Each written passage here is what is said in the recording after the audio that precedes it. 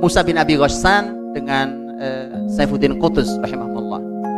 Musa bin Abi Ghassan itu nanti saya minta antum coba baca. Ini orang yang terzolimi oleh sejarah, bukan sejarah yang menzolimi, kita yang menzolimi, Pak. Ini orang besar, mujahid hebat, tapi kita nyaris tidak pernah mengenal namanya. Musa bin Abi Ghassan.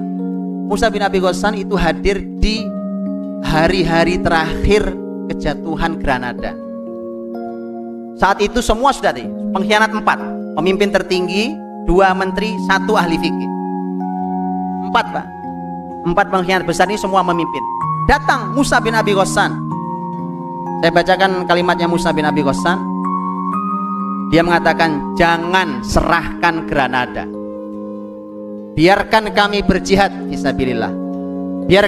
Biarkan kami berperang fisabilillah. Jangan menipu diri kalian sendiri. Jangan menyangka kalau Nasoro akan memenuhi janji mereka. Karena Nasoro mengimimi janji, udah serahkan saja Granada, nanti kalian akan kami pertahankan, tidak kami ganggu masjid kalian. Musa mengatakan tidak, mereka tidak akan penuhi janji. Jangan bersandar pada besarnya kerajaan mereka. Kematian hanya sedikit dari ketakutan kita. Artinya kalau cuma mati simple buat kami. Yang lebih dari itu bukan mati.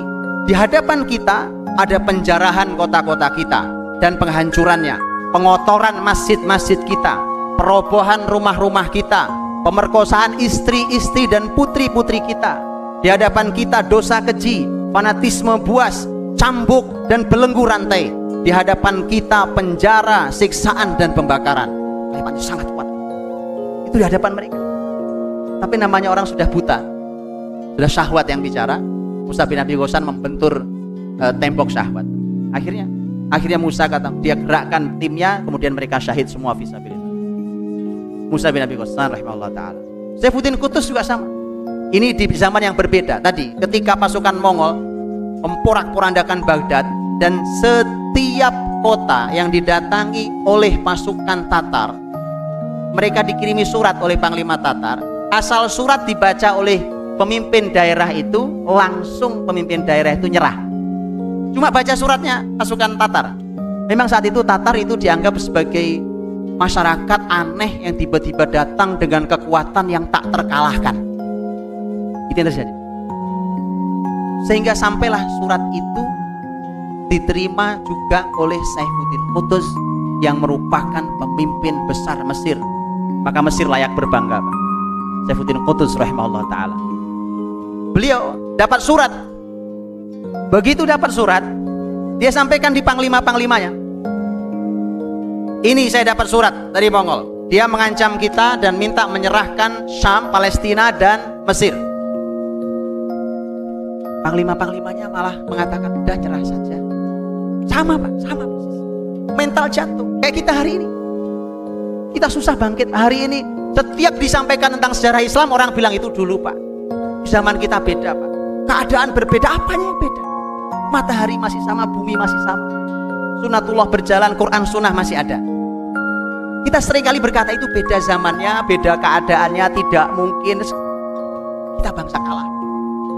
Untuk itulah kemudian itu yang harus dihadirkan. Nah, apa kalimat Saifuddin Qutus? Begitu panglima-panglimanya menyarankan untuk menyerah, ini kalimatnya. Saya langsung yang akan hadapi Tatar, wahai para pemimpin muslimin. Sekian lama kalian telah makan dari Baitul Mal, kan mereka digaji oleh negara. Sementara sekarang kalian benci perang. Saya pasti berangkat. Siapa yang memilih jihad akan bersama saya. Siapa yang tidak memilih itu, pulanglah ke rumah kalian. Sangat kuat kalian. Berangkat. Saifuddin Qutus, panglimanya pun akhirnya berangkat. Yang pemimpin mereka berangkat. Berangkat, mereka masuk menghadang pasukan Tatar. Ketika mereka masuk ke Palestina, terjadilah perang besar yang kita kenal, Ain Jalut. Dan disitulah semua dunia Islam tahu bahwa Tatar bukan pasukan yang tidak bisa dikalahkan. Hanya perlu seorang Saifuddin Qutus rahimahullah ta'ala. Harus ada orang yang nekat begitu, berani, Pak. Ternyata baru tahu, mati panglima Tatar di Bisan, di dekat Ain Jalut.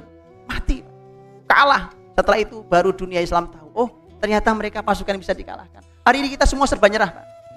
Sekarang peradaban serba canggih, serba ini, serba itu, modern. Kemudian kita bilang, kita kan gak punya apa-apa, kita tidak bisa. Buktikan, hadirlah seorang Saifuddin Qutuz rahimahullah ta'ala. Seperti disampaikan oleh guru saya Dr. Muin tadi, bahwa kalau ada disebutkan mujaddid di setiap awal 100 tahun, mengapa tidak kita yang mengatakan itu saya? Itu kita di bidang kita. Bukan kita bertanya siapa ya orangnya, tapi kita orangnya.